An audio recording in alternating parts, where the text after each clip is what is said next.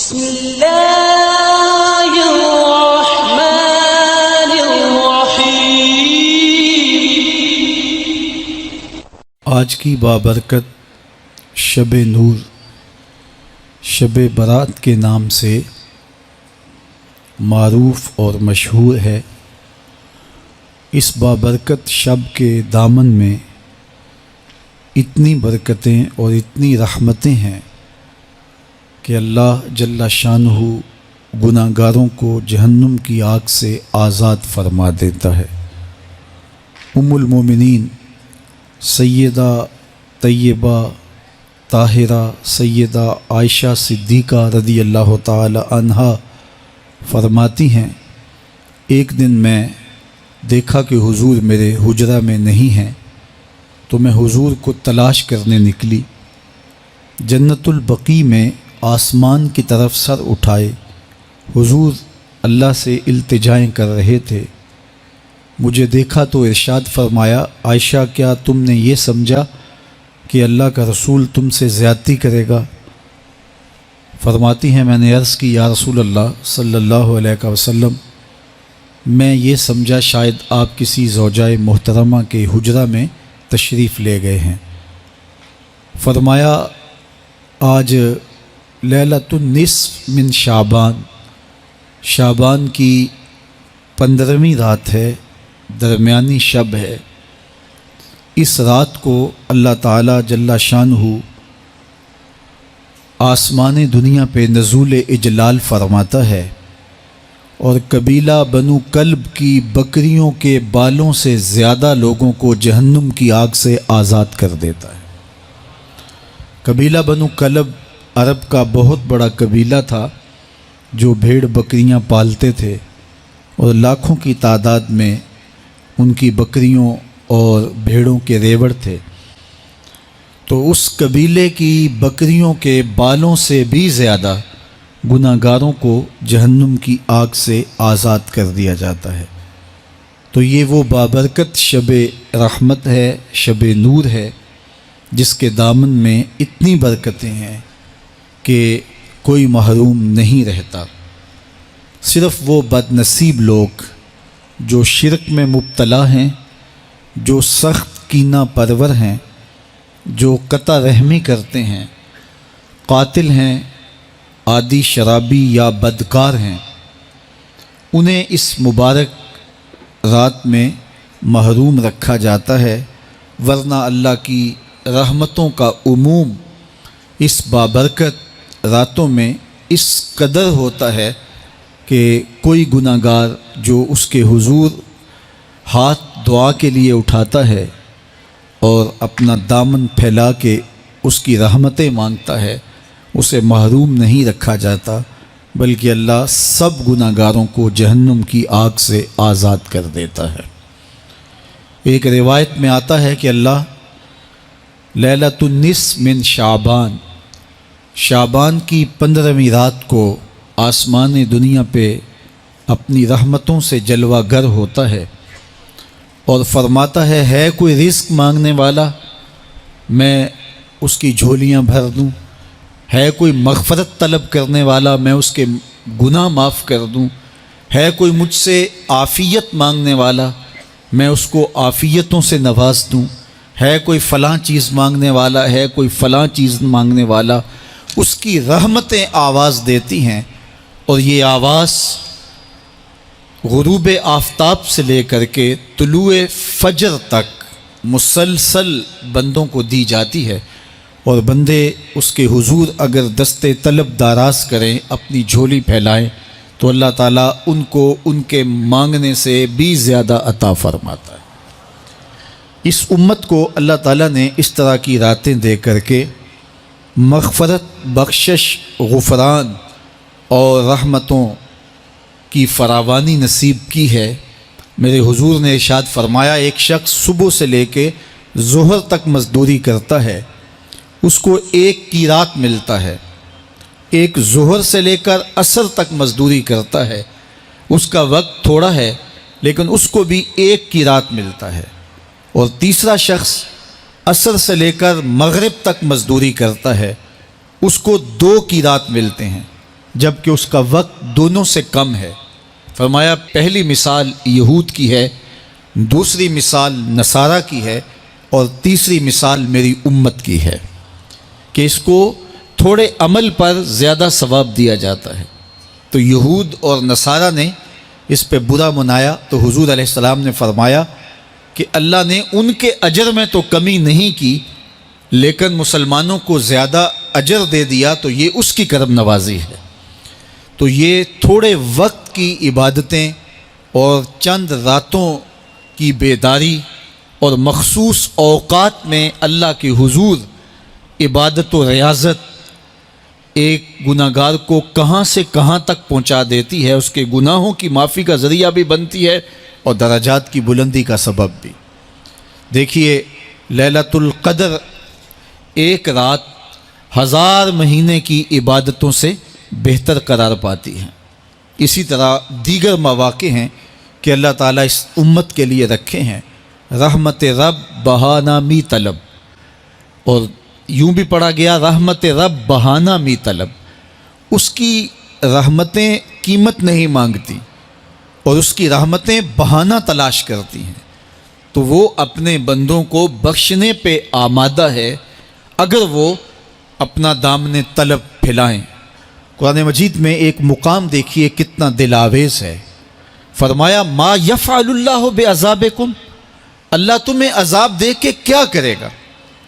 اس کی یہ چاہت نہیں ہے کہ تمہیں عذاب میں مبتلا کرے، اس کی چاہت یہ ہے کہ تم اس کی چوکھٹ پہ آؤ، جھولی پھیلاؤ، اس سے خیرات اور رحمت مانگو، اور وہ تمہارے ماضی کے سارے گناہ معاف کر کے، ساری غلطیاں معاف کر کے تمہیں اپنی رحمتوں سے مالا مال فرما دے۔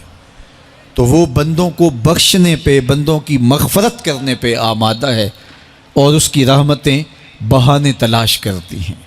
اللہ اکبر۔ اور دوسری جانب اس کے بندے، اس کے مملوک، اس کی مخلوق، اور مخلوق کی گناہ گار اور نیکوکار اس کی رحمتوں کے طالب ہوتے ہیں، بلکہ وہ گناہ کرنے کے بعد جب معافی مانگتے ہیں تو اللہ کو یہ معافی بہت پسند ہے۔ معافی مانگنا، اس کے حضور اپنے دامن کو پھیلانا، وہ اس کو بہت زیادہ محبوب ہے۔ انسان کی فطرت کے اندر گناہ رکھا گیا ہے۔ آگ، ہوا، مٹی، پانی، یہ ان 4 چیزوں کا مرکب ہے۔ اس کے جو عناصر ہیں اس میں کبھی اعتدال قائم نہیں رہتا اور اس سے گناہ سرزد ہو جاتے ہیں۔ گناہ کرنے کے بعد بندے کا اس گناہ پہ اصرار کرنا، اڑ جانا، ضد کرنا، توبہ نہ کرنا، اللہ کو یہ پسند نہیں۔ لیکن اگر اس سے گناہ سرزد ہو جائے تو پھر وہ توبہ کر لے تو اللہ کو یہ بہت زیادہ پسند ہے۔ جو اس سے ہو سکے نیکی وہ اللہ کے حضور پیش کرے، لیکن اس کے اندر جو شر رکھی گئی ہے، اس کے اندر جو قوتیں گناہ کی رکھی گئی ہیں، اس سے اگر اس سے گناہ سرزد ہو جائے تو پھر وہ اللہ سے توبہ کرے، اللہ کی طرف رجوع کرے، تو اللہ اس کی توبہ کو نہ صرف قبول کرتا ہے بلکہ اس کے گناہوں کو معاف کرتا ہے اور گناہوں کو بدل کے نیکیوں میں تبدیل کر دیتا ہے۔ جب گناہ نیکیوں میں تبدیل ہو گئے تو جتنا بڑا گناہ گار تھا اتنا بڑا نیکوکار ہو گیا۔ حضرت سیدنا عمر رضی اللہ تعالیٰ عنہ بازار میں جا رہے تھے تو ایک شرابی نے ہاتھ میں بوتل پکڑی تھی شراب کی، تو حضرت عمر ہاتھ میں درہ رکھتے تھے اور آپ کا جاہ و جلال دیدنیت ہوتا، تو جو ہی حضرت عمر رضی اللہ تعالیٰ عنہ کو اس نے دیکھا تو ڈر گیا اور دل ہی دل میں کہا اے اللہ آج عمر کے قہر سے بچا لے، میں تیری بارگاہ میں سچی توبہ کرتا ہوں، اور جلدی سے شراب کو بغل میں چھپا لیا۔ اتنے میں حضرت عمر سر پہ پہنچ گئے اور گرج کر کڑک کے کہا کہ یہ تیری بغل میں کیا ہے؟ چونکہ اس کو بوتل چھپاتے دیکھا تھا تو وہ ڈر گیا اور ڈرتے ڈرتے کہنے لگا حضرت یہ سرکہ ہے۔ اب تھی تو شراب، لیکن ڈرتے ہوئے بولا حضرت سرکہ ہے۔ تو حضرت عمر نے کہا نکال۔ جب نکالا تو شراب نہیں تھی، واقعی سرکہ بن چکا تھا۔ تو جب اللہ کے حضور کوئی توبہ کرتا ہے اللہ اس کے گناہوں کو بدل کے نیکیوں میں تبدیل کر دیتا ہے۔ حدیث پاک میں آتا ہے کہ قیامت کے دن اللہ ایک شخص کو کہے گا کہ اپنا نامہ اعمال پڑھ، تو وہ نامہ اعمال پڑھنے لگ جائے گا. تو نامہ اعمال کے اندر چھوٹے گناہ بھی ہوں گے، بڑے گناہ بھی ہوں گے. تو اللہ سے حیا کرتے ہوئے، شرم کرتے ہوئے وہ بڑے بڑے گناہوں کو چھوڑتا جائے گا اور چھوٹے چھوٹے گناہوں کو پڑھتا رہے گا. جب وہ سارے گناہ پڑھ چکے گا اور کتاب ختم ہوگی تو اللہ تعالیٰ اسے فرمائے گا، میرے بندے تو نے یہ جتنے گناہ پڑھے ہیں میں نے سب کو بدل کے نیکیوں میں تبدیل کر دیا. تو بندہ کہے گا، اللہ ابھی تو میرے بڑے بڑے گناہ رہتے ہیں جو میں نے پڑھے ہی نہیں. فَضَحِكَ النَّبِيُّ حَتَّى بَدَتْ أَنْيَابُهُ. حضور جب یہ بیان فرما رہے تھے تو حضور اتنا مسکرائے کہ صحابہ نے حضور کی داڑھیں دیکھ لی. تو پہلے وہ بڑے بڑے گناہ چھوڑے جا رہا تھا، لیکن جب اللہ فرمائے گا کہ میں تیرے گناہوں کو بدل کے نیکیوں میں تبدیل کر دیا تو وہ کہے گا ابھی تو بڑے بڑے گناہ رہتے ہیں جو میں نے ابھی پڑھے ہی نہیں. تو جب کوئی بندہ اس کے حضور توبہ کرتا ہے، اللہ یہ نہیں دیکھتا اس نے گناہ کتنے کیے ہیں، یہ دیکھتا ہے بندہ آیا میری چوکھٹ پہ ہے تو اللہ اس کے پچھلے سارے گناہ معاف فرما دیتا ہے.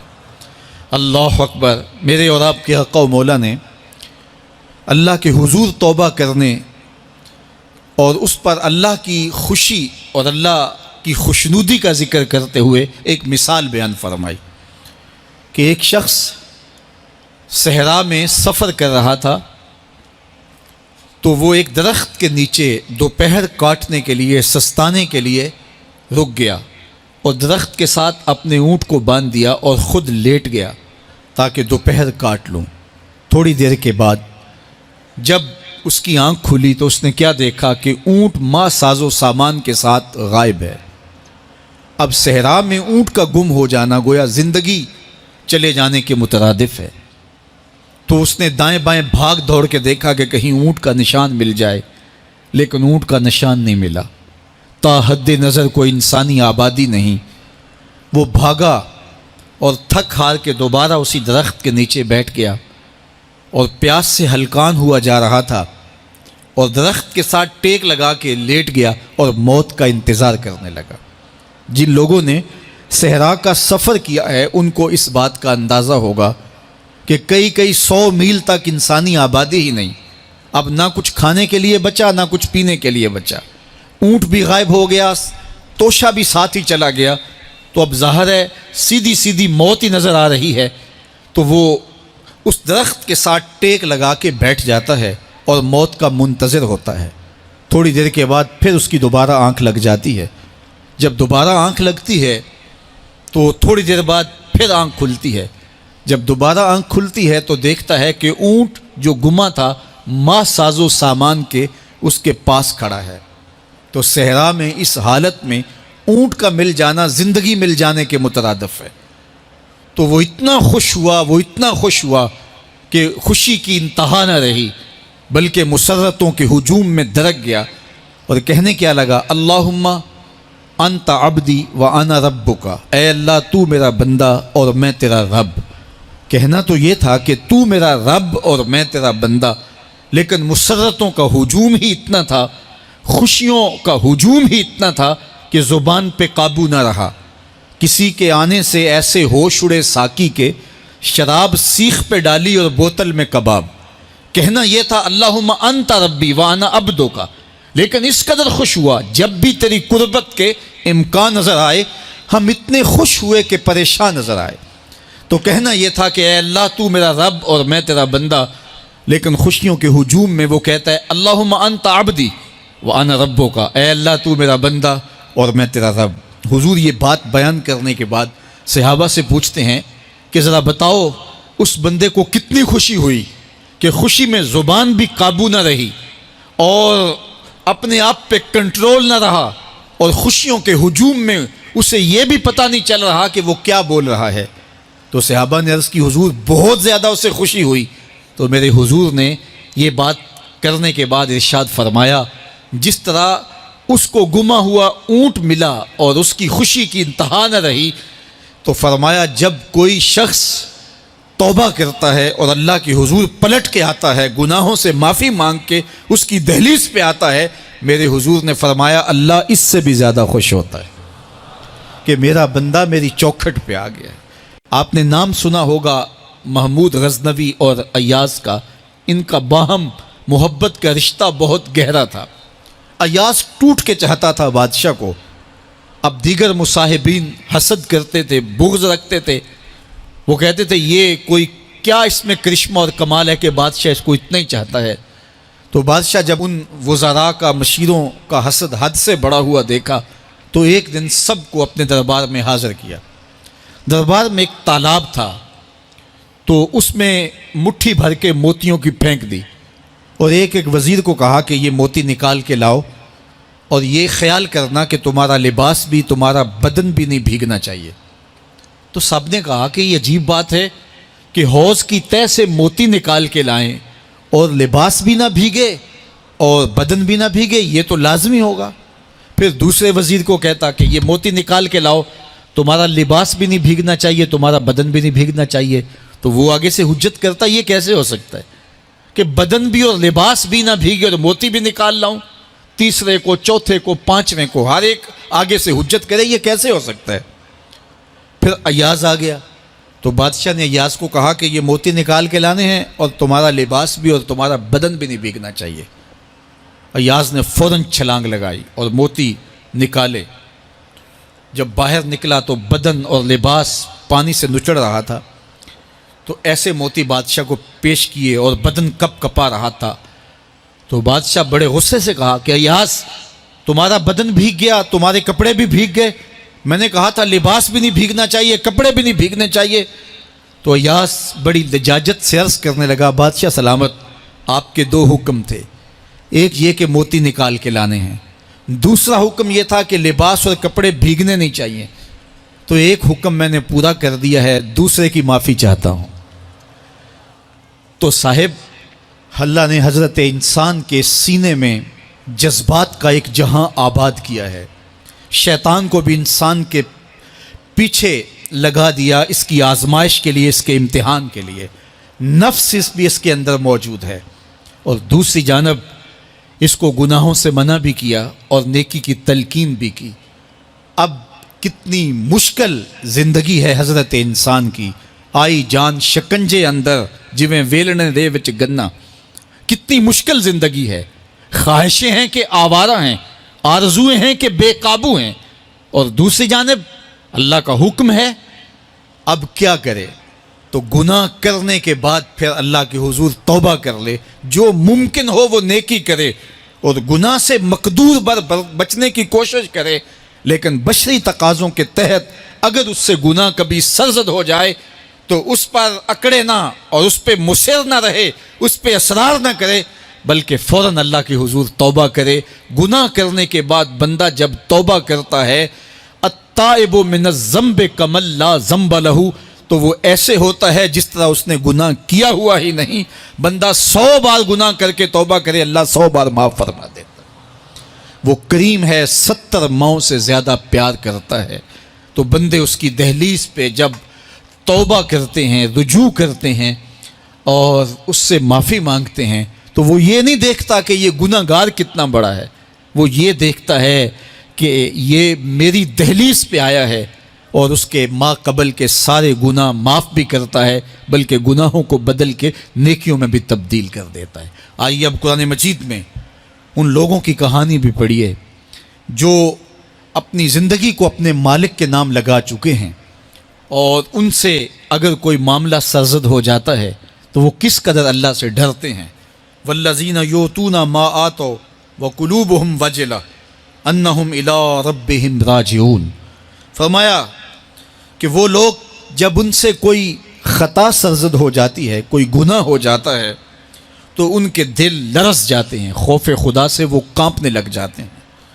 انہم الی ربہم راجعون، تو وہ اپنے رب کی طرف رجوع کرنے والے ہوتے ہیں۔ اگر ان سے کبھی کوئی گناہ سرزد ہو جائے، ان سے کوئی غلطی سرزد ہو جائے، تو پھر اس پہ ضد نہیں کرتے، اس پر مصر نہیں ہو جاتے، اس پر حجتیں اور دلیلیں نہیں لاتے، بلکہ وہ کیا کرتے ہیں، فوراً اللہ کے حضور رجوع کرتے ہیں اور معافی مانگتے ہیں۔ اور اللہ کو یہ بہت پسند ہے کہ کوئی مجھ سے معافی مانگے، اور اللہ انہیں معاف کر دیتا ہے۔ اللہ اکبر۔ حضرت عبداللہ ابن مسعود رضی اللہ تعالیٰ عنہ فرماتے ہیں کہ مومن کی یہ شان ہے کہ جب وہ گناہ کر بیٹھے تو وہ یوں محسوس کرتا ہے جس طرح پہاڑ تلے آ گیا ہے. یہ اس کی کیفیت ہے کہ گناہ کرنے کے بعد، نافرمانی کرنے کے بعد اس کا دل لرز اٹھتا ہے. وَقُلُوبُهُمْ وَجِلَةٌ، ان کے دل خوف خدا سے لرزنے لگ جاتے ہیں کہ ہم سے یہ گناہ کیوں سرزد ہو گیا، یہ تو اللہ کی ناراضگی کا سبب ہے. تو حضرت عبداللہ ابن مسعود فرماتے ہیں یوں محسوس کرتے ہیں جس طرح پہاڑ تلے آ گیا ہے اور پہاڑ ابھی گر جائے گا اور انہیں کچل دے گا. تو وہ جلدی جلدی تلافی کرتے ہیں، توبہ کرتے ہیں، رجوع اللہ کرتے ہیں تاکہ ہمارا گناہ معاف ہو جائے. اور منافق کی مثال بھی بیان کی گئی.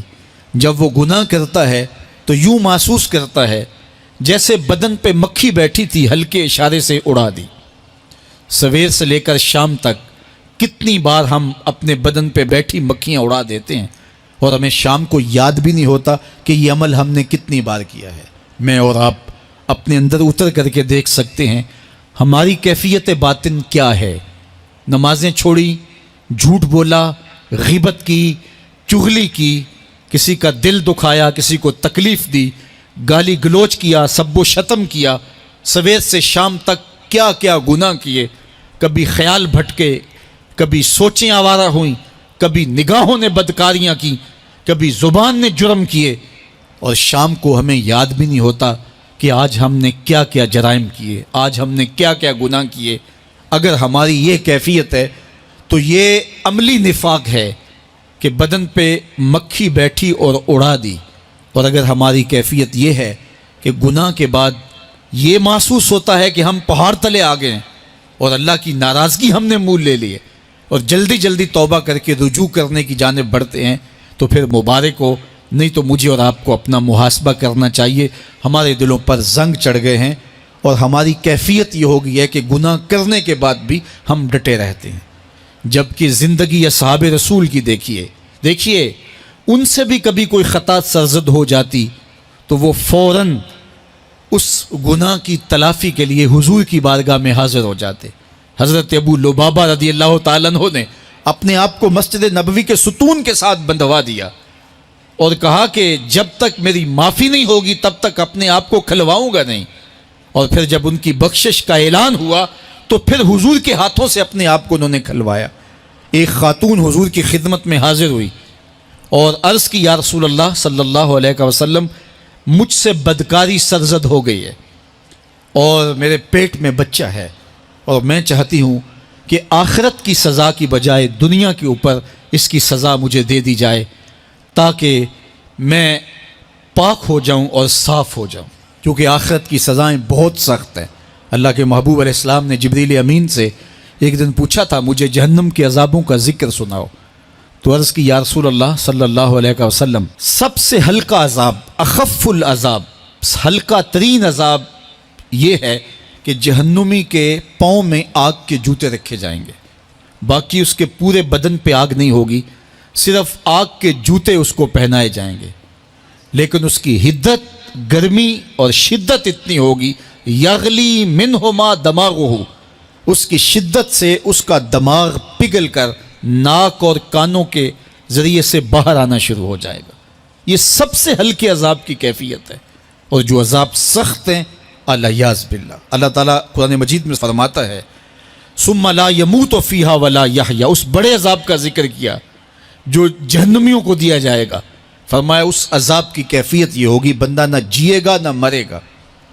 جیے گا اس لیے نہیں کہ آگے اور پیچھے، دائیں اور بائیں آگ ہی آگ ہوگی، تو اس آگ میں جینا کو جینا تو نہیں ہوگا. اور مرے گا اس لیے نہیں کہ موت کو موت آ چکی ہوگی. جنت میں جنتیوں کو ایک ہی ڈر اور خدشہ ہوگا کہیں موت نہ آ جائے، اور جہنمیوں کو ایک ہی امید ہوگی کہیں موت آ جائے اور جان چھوٹ جائے. اللہ تعالیٰ مینڈے کی شکل میں موت کو لائے گا اور موت کو ذبح کیا جائے گا. جنتی جنت سے اور جہنمی جہنم سے دیکھ رہے ہوں گے. جب موت کو ذبح کر دیا جائے گا اب موت نہیں ہے تو جنتی اتنے خوش ہو جائیں گے کہ اگر موت کو موت نہ آئی ہوتی تو یہ خوشی سے مر جاتے، اور جہنمی اتنے مایوس، دکھی اور پریشان ہوں گے کہ اگر موت کو موت نہ آئی ہوتی تو یہ صدمے سے مر جاتے. تو وہ کتنا سخت عذاب ہوگا الیاذ باللہ کے ہلکے ترین عذاب کی کیفیت یہ ہے کہ پاؤں میں آگ کا جوتا اور دماغ پگھل کے ناک اور کانوں کے راستے سے باہر آ جائے۔ تو اس نے عرض کی یا رسول اللہ صلی اللہ علیہ وسلم میرے اوپر حد جاری کر دیجئے، اور اس نے کہا کہ میرے پیٹ میں جو ہے وہ بچہ ہے۔ اللہ کے محبوب علیہ السلام نے فرمایا جاؤ جب بچہ پیدا ہو تو پھر آنا۔ وہ چلی گئی، تو جب بچہ پیدا ہوا تو گود میں اٹھائے پھر حضور کی خدمت میں حاضر ہوئی اور عرض کی یا رسول اللہ یہ ہے بچہ جو میں نے گناہ کیا تھا، بدکاری کی تھی، آج یہ اس کی نشانی ہے۔ تو اللہ کے محبوب علیہ السلام نے فرمایا کہ اسے لے جاؤ اور اسے دودھ پلاؤ، اور جب یہ کچھ کھانے پینے لگ جائے گا تو پھر آنا۔ تو تھوڑی دیر کے بعد، کچھ دنوں کے بعد وہ دوبارہ حاضر ہوئی اور اس نے اس بچے کے ہاتھ میں روٹی کا ٹکڑا دیا ہوا تھا اور عرض کی یا رسول اللہ دیکھ لیجئے اب یہ روٹی کھانے لگ گیا ہے۔ اللہ اکبر۔ تو اللہ کے محبوب نے فرمایا انہیں لے جاؤ اور جا کے انہیں سنگسار کر دو۔ اس کی یہ حد بنتی تھی، اس کو سنگسار کیا اور اس نے خود یہ سزا اپنے لیے قبول کی۔ مائز ابن مالک اسلمی عرض کی یا رسول اللہ طہرنی، مجھے پاک کر دیجئے۔ میرے حضور نے فرمایا جاؤ اللہ سے معافی مانگو۔ وہ گئے اور معافی مانگی، بے چینی اتنی تھی، پھر آ گئے اور عرض کی طہرنی یا رسول اللہ، حضور مجھے پاک کر دیجئے۔ فرمایا جاؤ اللہ سے معافی مانگو۔ وہ گئے، معافی مانگی، پھر پلٹ آئے، تیسری مرتبہ، چوتھی مرتبہ۔ آقا کریم نے فرمایا فیما اطہرک، تمہیں کہا اللہ سے معافی مانگو، کریم ہے معاف کر دے گا، تم پھر پلٹ آتے ہو، تمہیں کس جرم سے پاک کروں؟ قال من الزنا، عرض کی مجھ سے بدکاری ہو گئی ہے اور میں چاہتا ہوں کہ دنیا پر فارغ ہو جاؤں۔ حضور نے فرمایا کہ اس کا توازن عقلی تو ٹھیک ہے۔ عرض کی حضور صحیح الحواس ہے۔ کہا کہ یہ نشے میں تو نہیں کہہ رہا، کسی نے اٹھ کے منہ سونگا، کہا حضور ایسی بات بھی نہیں ہے۔ فرمایا تم سوچ لو کیا کہہ رہے ہو؟ کہا حضور جو میں کہہ رہا ہوں وہ سچ کہہ رہا ہوں، مجھ سے گناہ سرزد ہو گیا اور میں چاہتا ہوں کہ دنیا پر ہی فارغ ہو جاؤں۔ اللہ کے محبوب علیہ السلام نے فرمایا کہ انہیں سنگسار کر دو۔ مائز ابن مالک اسلمی کو سنگسار کر دیا گیا۔ جب ان کا جنازہ اٹھا تو حضور بھی جنازے کے جلوس میں تھے۔ کسی کی زبان سے نکلا لو مائز نے گناہ کیا تھا، بس یہ بات سننے کی دیر تھی، اللہ کے محبوب کے چہرے پہ جلال آ گیا۔ فرمایا خبردار اگر کسی نے میرے مائز پہ بات کی، میرے مائز نے ایسی سچی توبہ کی ہے اگر روئے زمین کے تمام مسلمانوں میں بانٹ دی جائے لکفاہم، سب کی مغفرت ہو جائے، کہ انہوں نے اپنے آپ کو خود پیش کیا ہے۔